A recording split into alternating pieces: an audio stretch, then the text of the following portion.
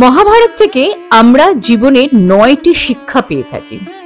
1 নম্বর, যদি আপনি সময় মতো বাচ্চাদের ভুল দাবি ও জেদ নিয়ন্ত্রণ করতে না পারেন, তাহলে শেষ পর্যন্ত আপনি অসহায় হয়ে যাবেন, যেমন কৌরব পক্ষ।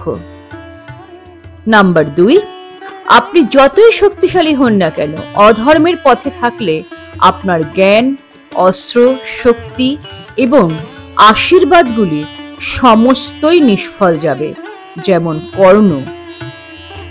3 নম্বর, বাচ্চাদের এতটাই উচ্চাভিলাষী করবেন না যে জ্ঞানের অপব্যবহার করে, নিজেকেই ধ্বংস করে এবং সকলের অমঙ্গল করে, যেমন অশ্বত্থামা। 4 নম্বর, কখনই কাউকে এমন প্রতিশ্রুতি দেবেন না যাতে আপনাকে অন্যায়ের কাছে আত্মসমর্পণ করতে হয়, যেমন ভীষ্ম পিতামহ।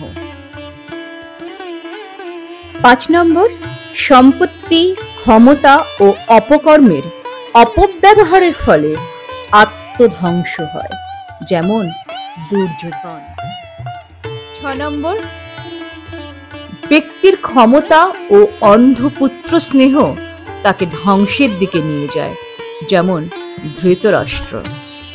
7 নম্বর, যদি ব্যক্তি জ্ঞানের দ্বারা আবদ্ধ থাকে তবে বিজয় অবশ্যই লাভ হয়, যেমন অর্জুন।